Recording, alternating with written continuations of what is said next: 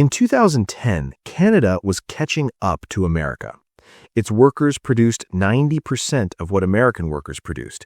Its dollar traded nearly at parity. Its housing was affordable. Its debt was manageable. 15 years later, something has gone terribly wrong. Per capita GDP has declined for 3 straight years. The average Canadian worker now produces just 75% of what the American worker produces, the widest gap in over 40 years. Mortgage arrears in Toronto have quadrupled. Household debt has reached 175% of income. 1 million homeowners face renewal shock in 2026, and the country's largest trading partner has declared economic war. This is not a recession. This is the unraveling of a financial model that was never built to last. Welcome to the financial system. Control the money, control the history. And remember, simple is never easy. To understand what's happening to Canada, you have to understand what Canada decided to become.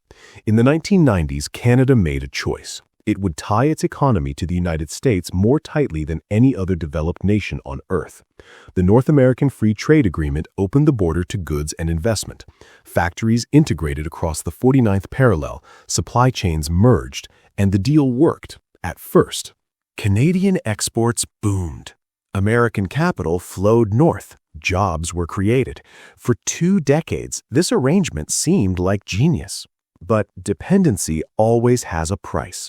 By 2024, nearly 77% of Canadian exports went to one country, the United States.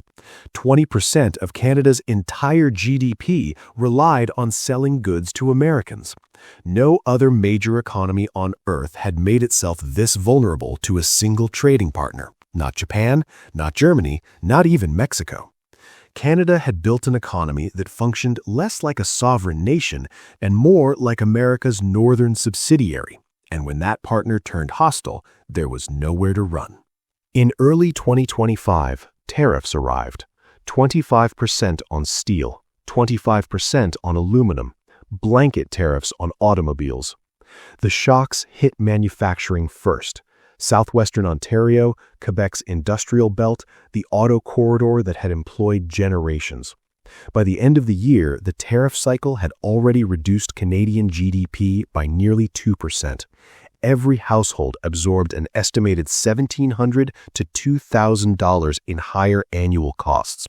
The trade war wasn't theoretical anymore. It was arriving in grocery bills, layoff notices, and mortgage statements. 25,000 jobs vanished in January 2026 alone. But here's what most people miss. The tariffs didn't cause this crisis, they exposed it. Canada had been rotting from the inside for over a decade, and almost nobody wanted to admit it. The real disease is productivity, or rather, the complete collapse of it. In 2024, the Bank of Canada's senior deputy governor said something extraordinary. She said Canada's productivity problem had become an emergency. Her exact words, "You've seen those signs that say, 'In emergency, break glass.' Well, it's time to break the glass." That was not political rhetoric. That was a central banker sounding the alarm. The numbers are damning. Canadian businesses invest half as much per worker as American businesses. Investment in machinery and equipment has actually declined since 2015. Investment in intellectual property, the software, patents, and innovations that drive modern growth, lags even further behind. The OECD has projected that Canada will be the worst performing advanced economy over the next 40 years, not among the worst, the worst. In 2023, Canada's GDP per capita ranked below 47 of 50 American states. The average Canadian now produces less economic value than the average resident of Alabama. That's not a temporary slump, that's structural decline. So what happened? The answer is simple and painful. Canada chose houses over factories. It chose debt over investment. It chose consumption over production.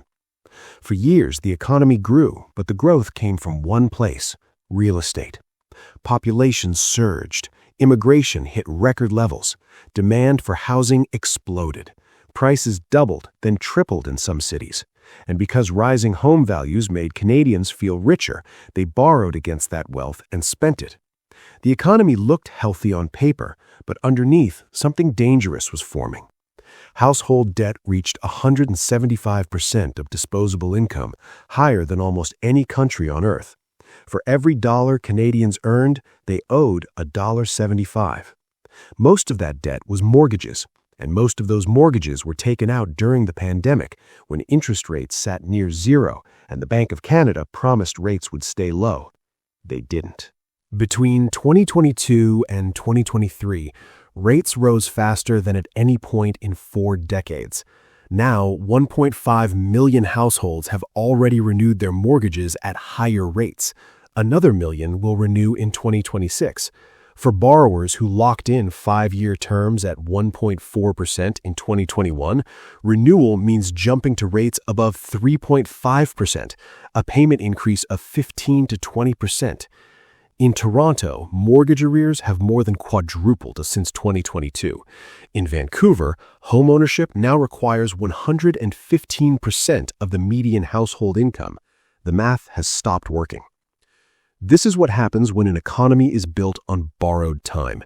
You can stretch the debt, you can extend the amortization, you can pretend rising prices are the same as rising wealth, but eventually the bill comes due. And when it does, it doesn't arrive politely. It arrives all at once, in layoffs, in foreclosures, in a currency that weakens against everything it needs to buy. The Canadian dollar tells the story. In 2011, the loonie traded at parity with the US dollar. Today, it hovers around 70 cents. That's not just a number on a screen. It means everything Canadians import, food, electronics, medicine, machinery, costs more. It means the purchasing power of Canadian wages has quietly eroded for over a decade. And because Canada stopped investing in its own productive capacity, it has nothing to export that would push the dollar back up. The country sells oil, lumber, and raw materials, commodities whose prices it doesn't control. It imports finished goods from countries that actually make things. That's not a trade strategy. That's colonial economics in reverse. Now look at what's happening to the population. For years, Canada relied on mass immigration to grow GDP. More people meant more demand, more houses, more cars, more consumption.